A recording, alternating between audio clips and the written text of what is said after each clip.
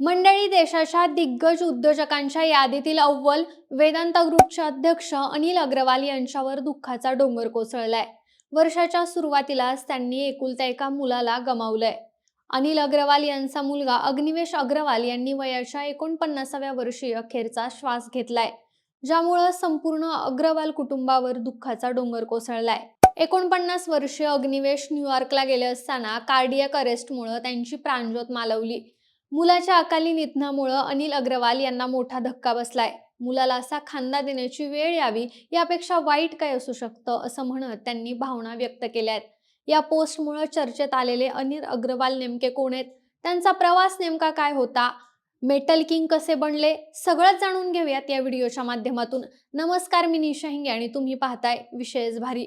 मंडळी, अनिल अग्रवाल यांचा मुलगा अग्निवेश अग्रवाल हे काही दिवसांपूर्वी स्कीइंग करताना जखमी झाले होते. गेल्या काही दिवसांपासून न्यूयॉर्कमधील माउंट साइनाई रुग्णालयात त्यांच्यावरती उपचार सुरू होते. उपचारावेळीच त्यांचा कार्डियक अरेस्टमुळे मृत्यू झाला. मुलाच्या निधनाची माहिती अनिल अग्रवाल यांनी सोशल मीडियावरून दिली. अनिल अग्रवाल म्हणाले की आज माझ्या आयुष्यातला सर्वात वाईट दिवस आहे. माझा 49 वर्षाचा मुलगा अग्निवेश आज आमच्यात नाही. अग्नीचा जन्म झाला तो क्षण आजही डोळ्यासमोर आहे. आईचा लाडका असलेला अग्नी खूपच मस्तीखोर होता. नेहमी हसत खेळत असायचा, सर्वांशी मिळून मिसळून राहायचा.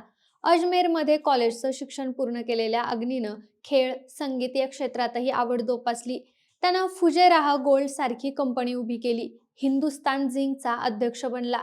इतकं केल्यावरही तो नेहमी साधेपणानं वागत होता, असंही वडिलांनी म्हटलंय. मी अग्निवेशला वचन दिलं होतं की आपल्याकडं जितका पैसा येईल त्यातले 75% जास्त समाजासाठी खर्च करेल. आज पुन्हा तेच वचन देतो. आता आणखी साधेपणानं जीवन जगेन. उर्वरित आयुष्यही यासाठीच खर्च करेन. अग्निवेश सोबत जे होते त्या सर्वांचे आभार. अग्नी, तुझ्याशिवाय आयुष्य कसं काढायचं? नेहमीच आयुष्य अपूर्ण राहील, पण तुझी स्वप्न अपूर्ण ठेवणार नाही, असं म्हणत अनिल अग्रवाल यांनी मुलाच्या जाण्याचं दुःख व्यक्त केलंय. बिहारमधल्या पटना इथून बाहेर पडून जागतिक व्यावसायिक बनलेले अनिल अग्रवाल आज वेदांत ग्रुपचे अध्यक्ष आहेत. फोर्ब्सच्या जुलै 2025च्या यादीनुसार त्यांची एकूण संपत्ती 35,000 कोटी रुपयांपर्यंत पोहोचली आहे. त्यामुळे ते बिहारमधले सर्वात मोठे श्रीमंत व्यक्ती बनलेत. हुरुन इंडिया रिच लिस्ट 2025 मध्ये ते 16व्या स्थानावरती आहेत, तर NRI वेल्थ क्रिएटर्समध्ये 4थ्या स्थानावरती आहेत. मेटल किंग म्हणून प्रसिद्ध असलेल्या अनिल अग्रवाल यांच्या कुटुंबाची मुळं राजस्थानमध्ये आहेत. मग पटण्यात जन्मलेल्या अनिल अग्रवाल यांनी लंडन पर्यंतचा प्रवास कसा पूर्ण केला, ते मेटल किंग कसे बनले, हे जाणून घेऊयात. तर अनिल अग्रवाल यांचा जन्म 1954 मध्ये पटना इथं मारवाडी कुटुंबात झाला. ते सरकारी शाळेत शिकले. अनिल अग्रवाल यांना 4 भावंड होती. वडिलांचं फारसं उत्पन्न नव्हतं. ते पटनामध्येच एक छोटेसे ॲल्युमिनियम कंडक्टरचे दुकान चालवत होतं. अनिल यांचं सुरुवातीचं शिक्षण पटना इथंच झालं. त्यानंतर पुढील शिक्षणासाठी त्यांना पटना बाहेर जायचं होतं, पण त्यांनी वडिलांच्या व्यवसायात मदत करण्याचं ठरवलं. त्यानंतर ते वडिलांसोबत काम करू लागले. मात्र काही वर्षांनंतर अनिल यांना पुन्हा बाहेर जाण्याची इच्छा झाली. 19 वर्षाच्या वयात ते पटण्याहून मुंबईला आले. सोबत एक टिफिन बॉक्स आणि अंथरूण होतं.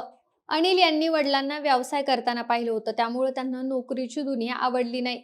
मुंबईत आल्यानंतर काही वर्षांपर्यंत अनिल अग्रवाल वेगवेगळ्या व्यवसायात नशीब आजमावत राहिले. काही काळ त्यांनी स्क्रॅपचा व्यवसायही केला. सुरुवातीचे 30 वर्ष संघर्षात आणि नैराश्यात गेले. त्यांनी मुंबईत एक घर घेतलं होतं. मग पत्नी आणि मुलांनाही तिथं बोलवून घेतलं. त्यांच्या पत्नीनं त्यांच्या छोट्याशा घराला घरपण दिलं.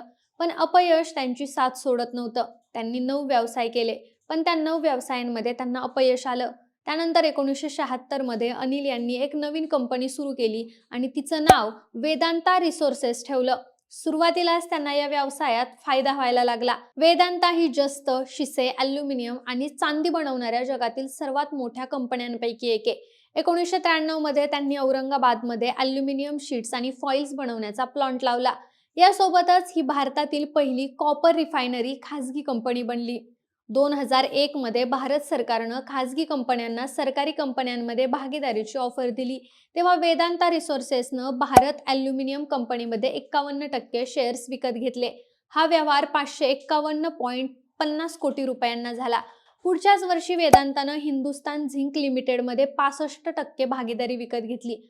अशा प्रकारे वेदांता रिसोर्सेस 2 सार्वजनिक क्षेत्रातील कंपन्यांमध्ये निम्म्याहून अधिक शेअर्सची भागीदार बनली. असं म्हटलं जातं की जेव्हा वेदांतानं या दोन्ही कंपन्यांमध्ये भागीदारी विकत घेतली तेव्हा त्यांची आर्थिक स्थिती चांगली नव्हती. पण अशा परिस्थितीत अनिल अग्रवाल यांच्या या निर्णयामुळे वेदांताला खूप फायदा झाला. इथूनच अनिल अग्रवाल मेटल उत्पादन क्षेत्रात रुजू झाले. त्यांना भारताचा मेटल मॅन म्हटलं जाऊ लागलं. 2003 मध्ये अनिल अग्रवाल लंडनला गेले. तिथं त्यांनी वेदांता रिसोर्सेसला लंडन स्टॉक एक्सचेंजमध्ये सूचीबद्ध केलं. ही पहिलीच वेळ होती जेव्हा कोणती तरी भारतीय कंपनी लंडन स्टॉक एक्सचेंजमध्ये रजिस्टर झाली होती. यानंतर इतरही अनेक भारतीय कंपन्या लंडन स्टॉक एक्सचेंजमध्ये रजिस्टर झाल्या. अनिल अग्रवाल यांना या ऑफरिंगमधून सुमारे 7,000 कोटी रुपयांचा फायदाही झाला आणि तिथून पुढे त्यांची प्रगती होतच राहिली. अनिल अग्रवाल आपल्या यशाचं श्रेय आपली पत्नी किरण अग्रवाल यांना देतात. त्यांच्या पत्नीनं केवळ कौटुंबिक आघाडीवरच सहकार्य केलं नाही तर वेदांता समूहाच्या सामाजिक उपक्रमांमध्येही सक्रिय भूमिका बजावली. अनिल अग्रवाल यांना 2 मुलं होती. मुलगा अग्निवेश अग्रवाल आणि मुलगी प्रिया अग्रवाल. 2013 मध्ये प्रियाचं लग्न बँकर आकर्ष हेब्बर यांच्याशी झालं. प्रिया अग्रवाल वेदांताच्या बोर्डात समाविष्ट आहेत. त्याचबरोबर त्या हिंदुस्तान झिंक लिमिटेडच्या चेअरपर्सन आहेत. तर अनिल अग्रवाल यांचा मुलगा अग्निवेश यांचा जन्म 3 जून 1976 रोजी पटना इथं झाला. अग्निवेश यांनी आयुष्यात खेळ, संगीत आणि नेतृत्वाच्या क्षेत्रात आपली ओळख निर्माण केली.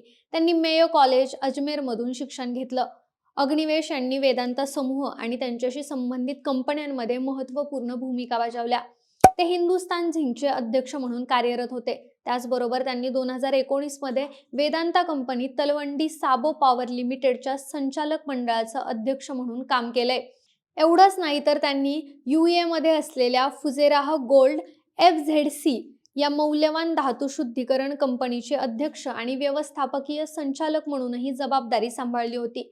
या व्यतिरिक्त त्यांनी ट्विन स्टार इंटरनॅशनल लिमिटेड आणि स्टेरलाइट डिस्प्ले टेक्नॉलॉजीसह समूहाच्या उपकंपन्यांमध्ये संचालक पद भूषवलंय. त्यांच्या व्यावसायिक योगदानासोबतच ते साधे, संवेदनशील आणि मानवी स्वभावासाठी ओळखले जात होते. अग्निवेशचं लग्न पूजा बांगूर सोबत झालं होतं.